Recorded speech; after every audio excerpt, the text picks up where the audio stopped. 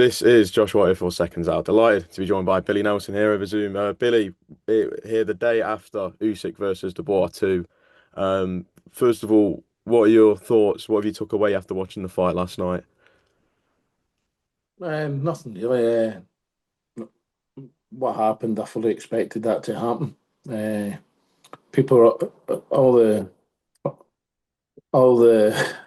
the doubters out there kept saying Daniel did this differently, Daniel did that differently. Well, it was plain and simple to see that Usyk learnt more from the first fight than what Daniel did. That's why he's the best. For Daniel, it seemed he had a good start in round one. He had Usyk on the back foot. He was on the front foot being aggressive, and then it just all switched going into round two. I don't think he really was on the back foot. I think he was drawing him in. That's how he was hitting him with the left hand. He landed maybe three or four flush right hand jabs against Daniel in the first round. One Mm. in particular, the very first punch he landed, snapped his head right back with a right hand.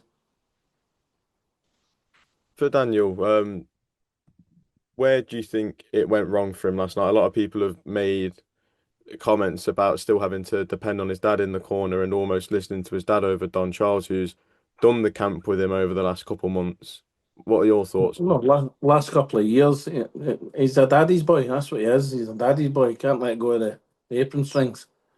Mm. That's plain and simple. Don Charles is his coach. A very good coach that he is.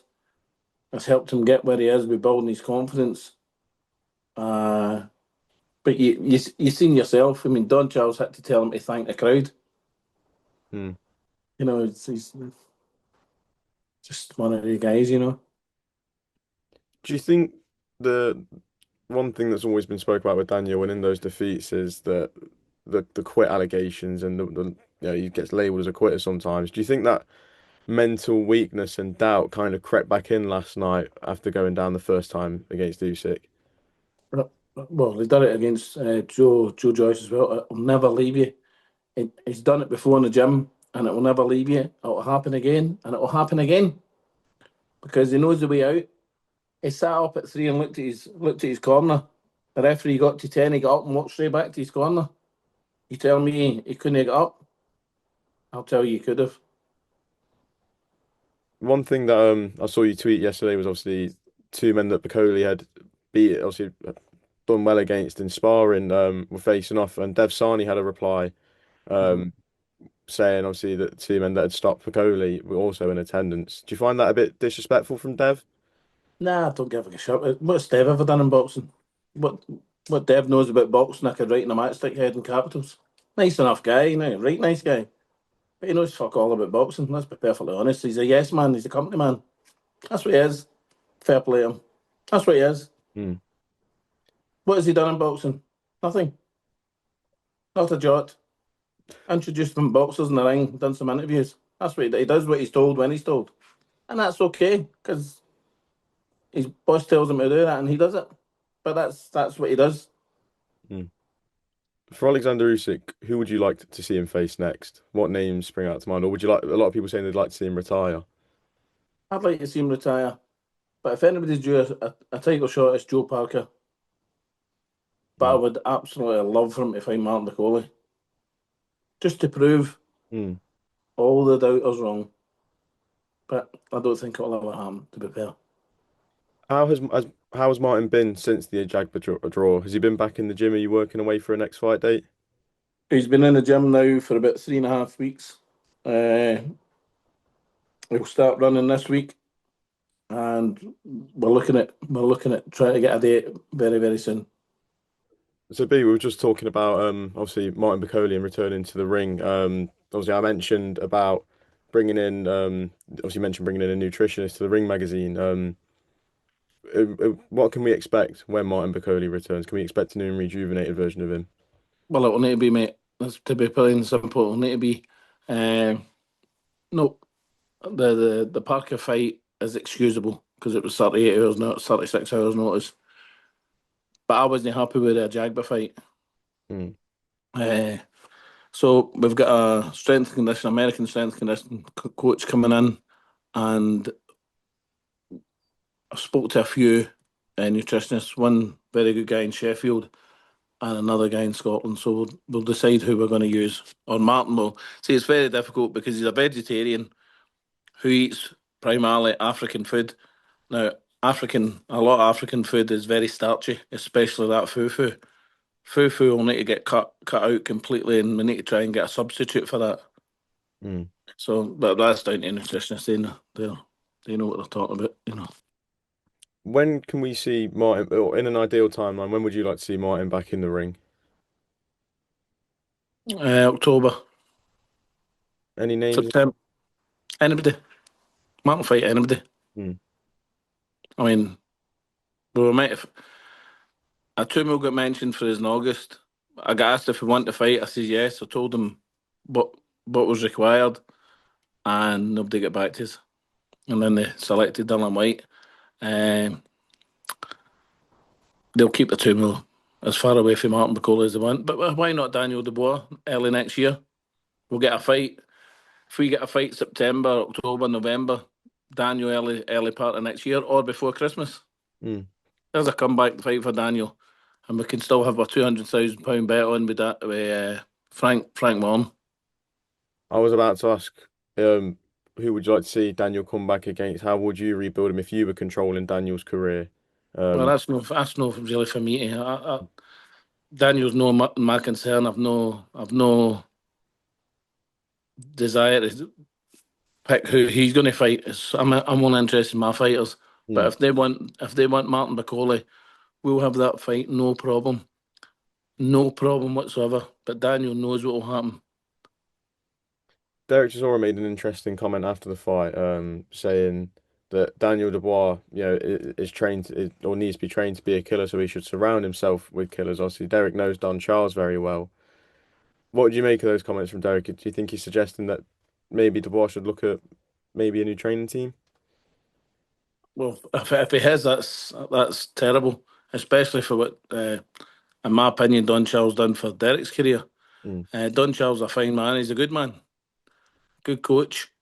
I was actually disappointed with Martin Bakole because he said something very similar. He needs to change things, and it's not really his place to say that about coaches and boxers. Uh, well, Don Charles done well for him. Listen, he's been beat by the best fighter on the planet. That's all he's been beat with since he's been with Don Charles. So there's no disgrace in that. Nothing wrong with killers. You need to be surrounded with. Well, tell me who's the killers in England then? Who's he going to get surrounded with? Not too sure. I'm trying to think of names. I mean, let's be perfectly honest.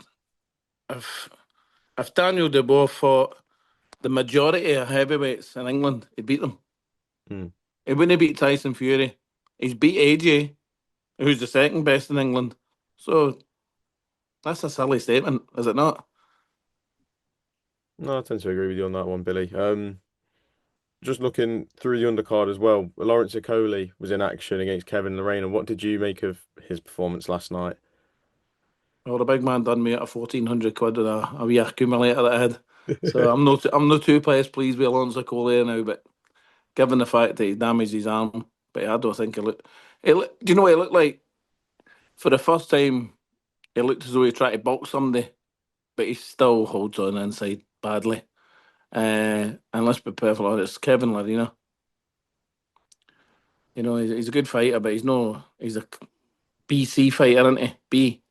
B level fighter. I fully expected Lawrence, who tells us always this big puncher now. Put him in with Richard Riakporhe. We'll see if he's a puncher. Look at Richard Riakporhe's physique at heavyweight in comparison to. And I know you don't have to be body beautiful, but he doesn't suit being heavy, Mm. in my opinion, and he's slow. Just back on, obviously, Richard Riakporhe, the man you're training now as well. We know that the Okolie fight was set to take place in April. Has there been any conversations about revisiting that fight and making it? Not that I'm aware. I mean, the chucked in a sick note with no evidence that he was injured, as far as I'm aware. So take of that what you will. Who would you like to see Richard in? If it's not Okolie next, what names would you like for Richard? Obviously, we know he's had that heavyweight debut now, but to push him towards that world title contention. Derek Chisora would be a good fight. Fight Derek Chisora, no problem. Uh, Dave Allen, there's a good fight for Richard Riakporhe, isn't it? Hmm. There's a good fight. Dave Allen, he's beat a guy that's not fought anywhere near British title level, and all of a sudden he's getting talked about fighting Joe Parker's. I mean, the golf, the golf, with fullest of respect, the golf between Johnny Fisher and Joseph Parker, is like going catching a tadpole and the next day got to catch a shark. Very true. You know what I Well, mean? Billy, I'm going to leave it there. Thank you very much for your time. Really good to speak with you today, and we No look forward problem. to seeing your fighters back in the ring soon. Some big fights. Thank you. Actually, no, just one more, Billy. Crocodile Donovan 2, Hmm. now for the vacant IBF world title. Uh, Hmm. is that happy with that news? Happy with the outcome that you've got there for Lewis to get, yeah, achieve a dream there? Oh, very much so. He's fighting for a world title round the corner of his house. Uh, my opinion, it's just my opinion. I don't think Paddy deserves it because he lost the last fight with continually cheating or fouling, sorry. Two headbutts, four warnings, 10 headbutts, an elbow, which was despicable, and punches after the bell.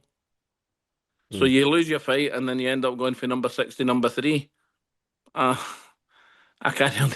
If you can explain that to me, you're a better man than me. And I'd love to know what number four and number five think of that. Do you think they're obviously going to have looked at obviously a lot of controversy after the fight? There was no controversy. He fouled multiple times and got disqualified. Yes, he was winning the fight. Nobody's ever argued the fact of that. But he continually fouled and got disqualified. Rightly so. The context of the crux of their appeal was they never heard the clacker. Hmm. Why does that just? It's the bell that stops around, not the clacker. 8,000 people heard the clacker, the bell. Sorry, Paddy Donovan seemed to be the only guy in the crowd that never heard it.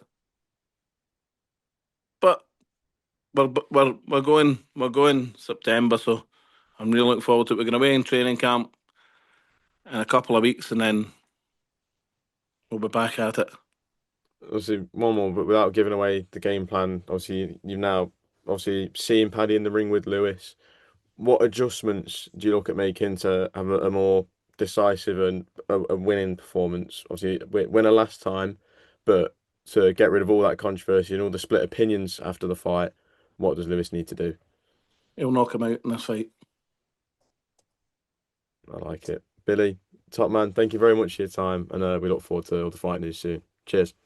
All the best. Cheers.